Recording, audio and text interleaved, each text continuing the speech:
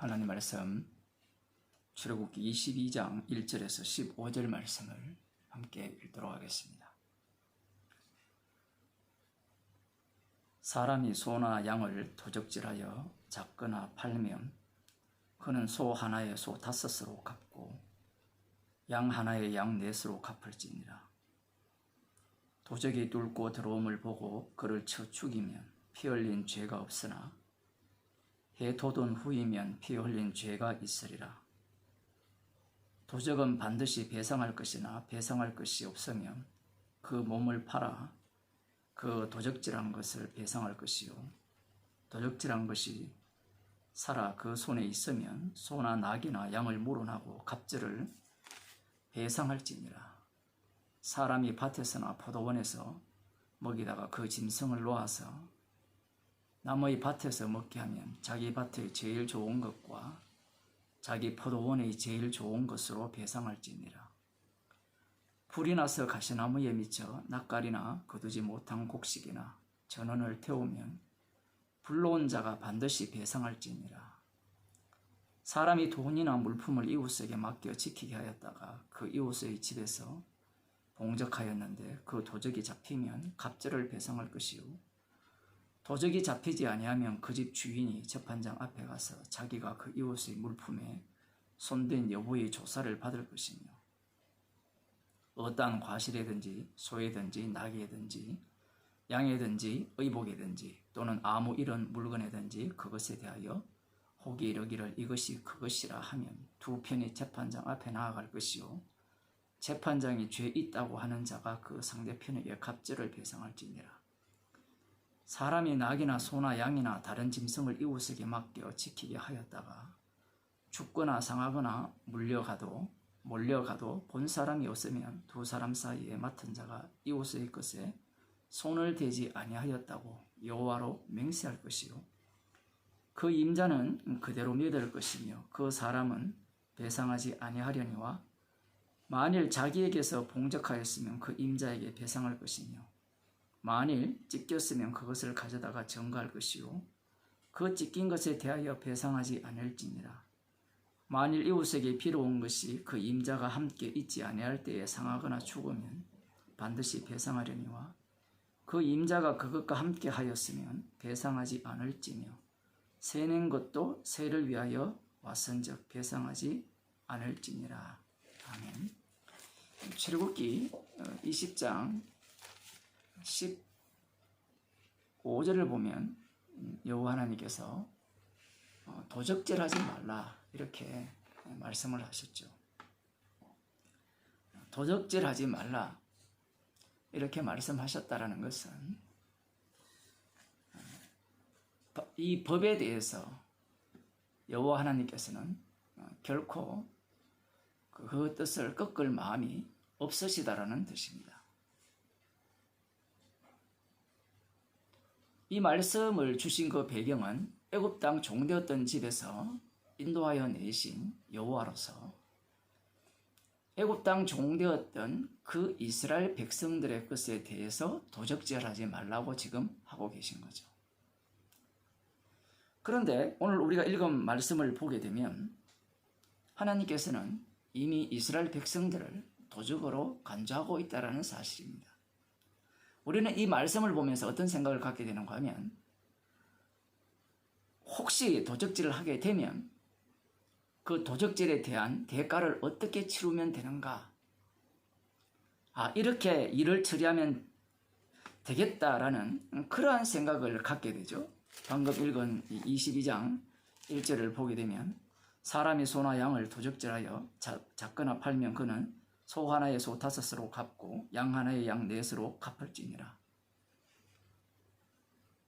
도적질하고 난 뒤에 갚으면 되지 않습니까? 이런 생각을 먼저 갖게 되는데,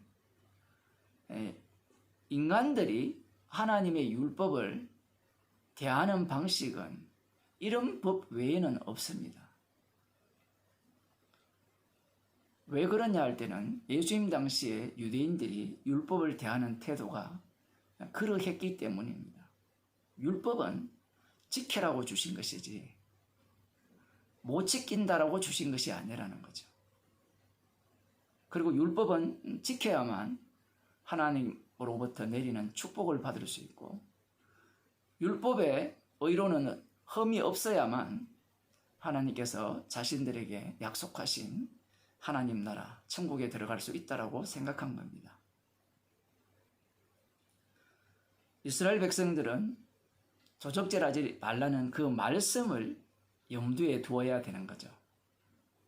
그런데 여기에서 세세한 그 율례 조항을 여호와 하나님께서 그들에게 베풀어 주시니까 인간이라는 게 이 마음 속에는 율법을 대하는 순간 그 속에 잠자고 있던 탐욕이 꿈틀거리죠.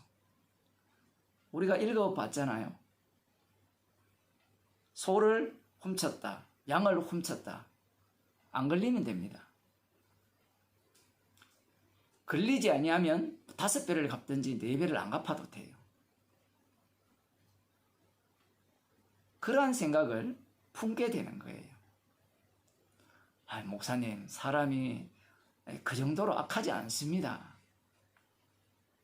그 정도로 악한지 안 악한지 한번 말씀을 통해서 살펴보겠습니다. 요수아 7장입니다.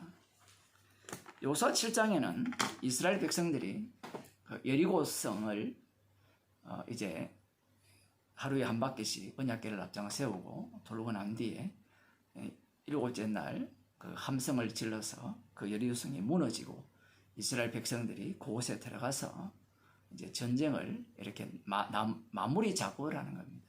그럴 때 이들이 해야 될 것은 여호와께 바쳐야 될 것은 반드시 바쳐야 된다는 거예요. 그 어떤 것도 이스라엘 백성들이 하나님의 군대죠. 이 하나님의 군인들이 그 전리품을 취해서는 안 된다라는 것이 여호와 하나님의 명령이었습니다. 그런데 아간이라는 자가 이 여리고성 전투를 하면서 그곳에서 여호와의 바친 물건을 빼돌렸다라는 거죠.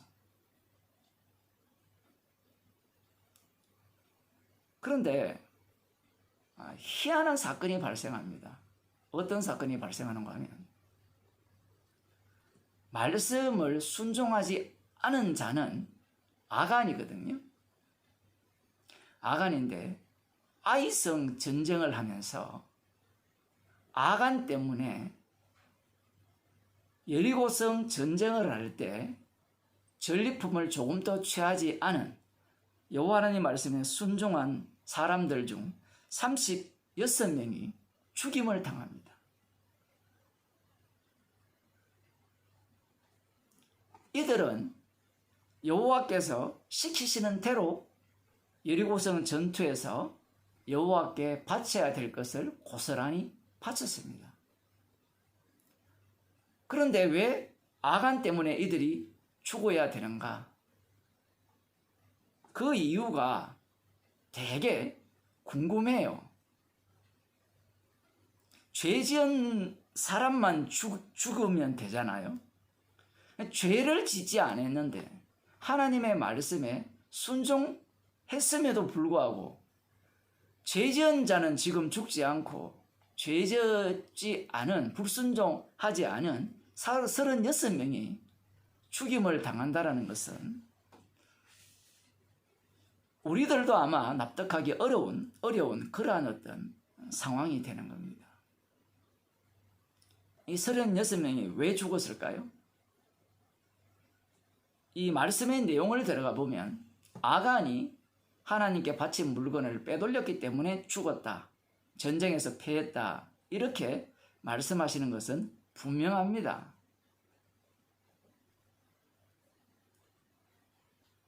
그런데 왜 이 하나님께 바친 물건을 빼돌리지 않은 36명을 죽이느냐, 이 얘기입니다. 그럼 우리는 손들고 질문을 해야 되죠.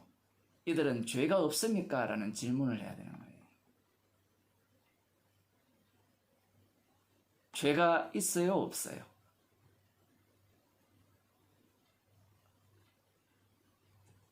이들 가운데 언약궤가 함께 있다라는 것은 이들은 죄인이라는 겁니다. 지금 아간만 죄인이라는 것이 아니라 이들 모두가 다 여호와께 바칠 물건을 도둑질 할 자고요, 하는 자고요, 했는 자입니다. 그렇지 않을 것 같으면 언약궤가 그들 가운데 있어서 이 전쟁을 승리케 할 이유가 없는 겁니다.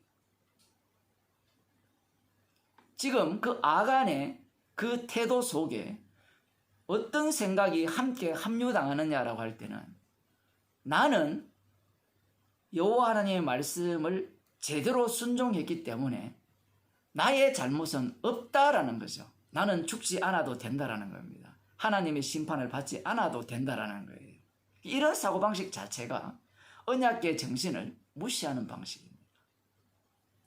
이 전쟁을 어떻게 인식했느냐를 할 때는 하나님 말씀대로 하면 이길 수 있다라는 생각을 갖고 있는 거예요. 이것은 언약궤 정신과 맞지 않아요. 아간이 하나님께 바쳐질 물건을 취했다라는 것은 이 전쟁을 자신의 전쟁, 이스라엘의 전쟁으로 간주했다라는 겁니다. 11절에 보면 이스라엘이 범죄하여 내가 그들에게 명한 나의 언약을 어기었나니 곧 그들이 바친 물건을 취하고 도적하고 사기하여 자기 기구 가운데 두었느니라. 이스라엘 전체를 지금 말씀하고 계십니다. 나의 것을 도적질했다. 아간 한 사람만 했다라고 이렇게 말씀하지 않죠. 하나님께서는 이들 전체를 어떤 자들로 보느냐라고 할 때는 도적으로 봐요. 도적으로. 저쪽이 훔쳤으니까 나는 훔치지 않았죠. 이렇게 되어버리면 나는 의롭다가 돼요. 그러면 애굽 땅 종되었던 곳에서 인도하신 주님의 희생은 완전히 삭제해버리는 겁니다. 지금 여호와 전쟁을 펼치고 있죠. 여호와의 전쟁은 여호와의 희생으로 승리하는 전쟁입니다. 여기에 공로는 오로지 여호와께로만 돌아가야 돼요. 어떤 인간에게도 돌아갈 수 없는 겁니다. 아간처럼 이 전쟁의 승리는 나의 공로가 조금 있다라는 그런 입장이라든가, 곧 반대편에 있는 자들은 그래, 순종하면 승리할 수 있어, 말씀대로 하면 승리할 수 있어, 이런 사고방식, 그러한 사고방식이 무엇을 제거시켜버립니까? 애굽 땅 종되었던 곳에서 인도하신 하나님의 그 긍휼하심을, 여호와의 이름을 완전히 제거해버리는 거예요. 언약궤에 여호와의 이름이 있거든요. 심판 속의 구원, 그 구원이 어디로부터 왔는가? 그 위에 뿌려지는 피, 은혜가 내리는 그 시언자, 그쪽으로부터 나왔다라는 것을 완전히 제거하는 게 이 사건입니다. 사무엘하 24장을 한번 보시면, 이 다윗이 여호수아 전쟁을 마무리합니다. 마무리하고 이제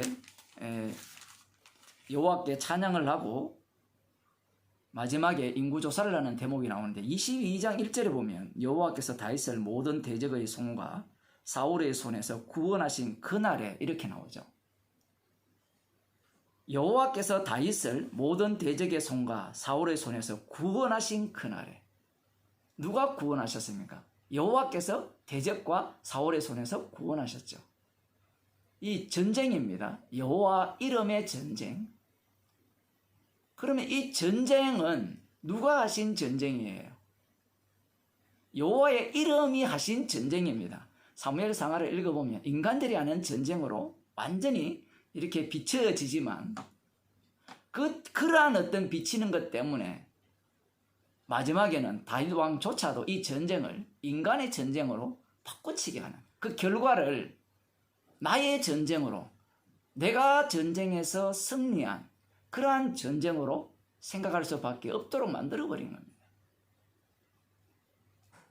여호와께서 다윗을 모든 대적의 손과 사울의 손에서 구원하셨거든요. 그럼 여기에는 이 구원의 능력은 어디에서 나옵니까? 언약궤에서 나오는 거거든요. 언약궤에서 나왔다라는 것은 거기에서 뿌려지는 희생물입니다. 그 희생물은 결론적으로 말하면 예수 그리스도의 죽으심이죠. 십자가에서 나오는 승리거든요. 십자가로 승리케 하신 거예요. 십자가로 대적에게서 구원하신 겁니다. 그러하다면 이 전쟁의 영광을 누가 받아야 되느냐라고 할 때는 당연히 여호와의 이름으로 돌아가야 되죠. 그렇게 찬양을 했지만 다윗은 메시아가 아니기 때문에 이스라엘의 왕으로서 장차 오실 메시아를 전가하는 역할을 해야 되죠. 그래서 다윗은 죄인으로 드러날 수밖에 없습니다. 그래서 24장에 보면 여호와께서 다시 이스라엘을 향하여 진노하사 저희를 치시려고 다윗을 감동시키사 가서 이스라엘과 유다의 인구를 조사하라 하신지라.